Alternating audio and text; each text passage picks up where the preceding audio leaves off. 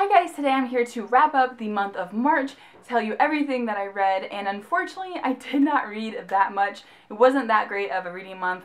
I actually only read 3 books, and the first 3 weeks of the month I had only actually finished 1.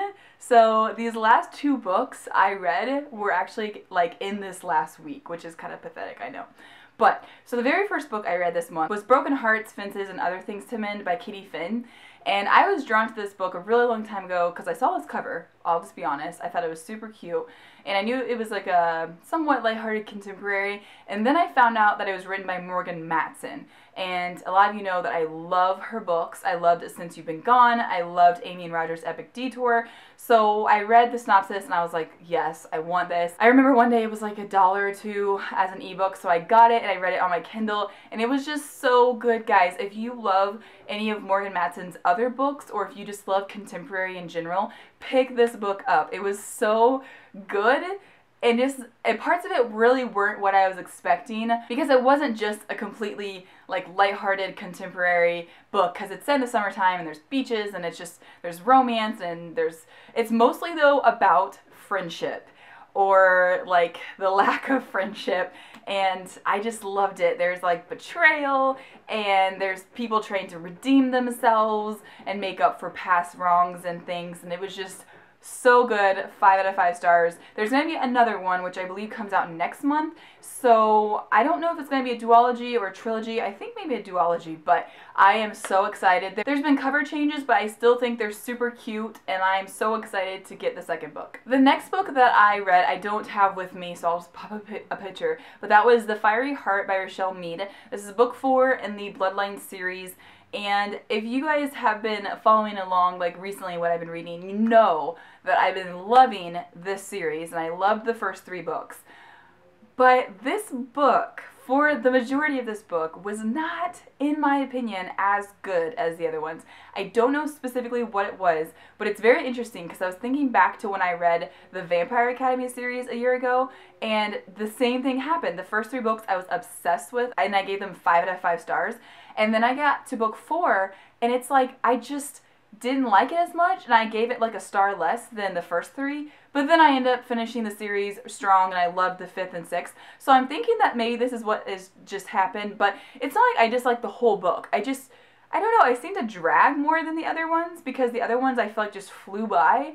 But I definitely, by the ending, my interest was piqued again, and I was really back into it, and I loved it. It was really good. I think I ended up giving this 4 stars, I'm pretty sure, on Goodreads, but I still really enjoyed it. Just compared to the first 3 books, I was kind of not, I don't know, as in love, but I'm so excited to get the 5th and 6th books, which I will be reading here in the next week, first week of April, so you can see my April TBR. But anyways, yeah, so I read that. It was good.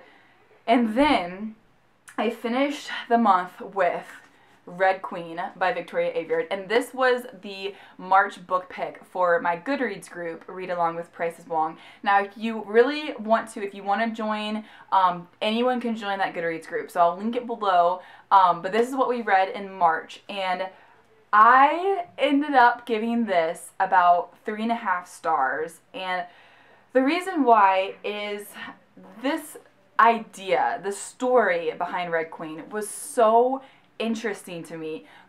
They're divided by blood, the reds, people with red blood are commoners basically, and then the people with silver blood are the elites, and they have these godlike powers, and that right there drew me in, because anything where people have superpower type abilities, the X-Men stories, Shatter Me, the Darkest Minds trilogy, anything like that draws me in, and it's really just so awesome. I love reading stories about that. Unfortunately, even though the beginning was super interesting, I just lost interest in the middle of this, unfortunately.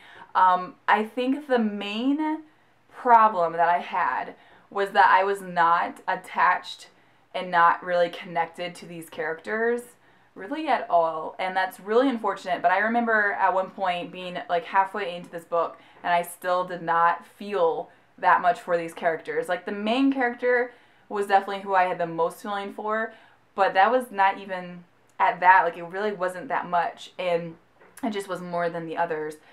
But yeah, it sucked because, you know, like I said, it started out so good. And there were things I liked about it. Like, I liked the sense of, like, betrayal, where it's one of those books where you're reading it, and kind of like, you know, when you're reading Game of Thrones, like, you don't know who to trust, and you feel like anyone can betray anyone at any time. So I really liked that, and I also kind of hated it. But yeah, so I feel like the character thing was one of the biggest drawbacks for me. The middle just being generally just kind of dragging on.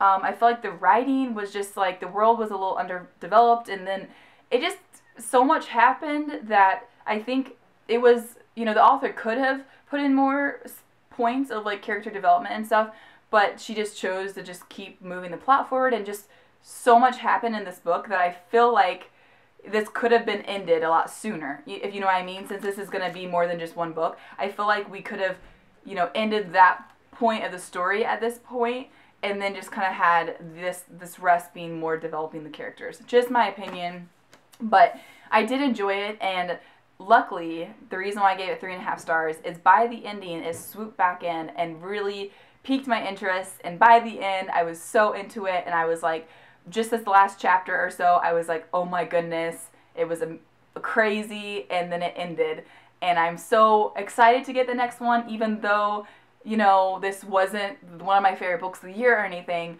and I've definitely read much better, you know, fantasy and dystopian books and stuff, but still, I am intrigued, and it's just a cool storyline, so I'm hoping that the second book is more like the beginning and end, not so much the middle of this book. But yeah, I definitely think that, you know, it was enjoyable, and that, you know, even though the middle kind of drug on, it was still an enjoyable read, so I feel like a lot of people will like this book. And that was all I read this month in March. So you guys should let me know what you guys read, and if you read any of the books that I just mentioned. Tomorrow I'll have my April TBR video up, so you can see all the books that I plan to read in April, so check back then. I also have a really big book haul coming soon, so stay tuned for that. But let me know what you're reading in the comments, and I will see you later. Bye!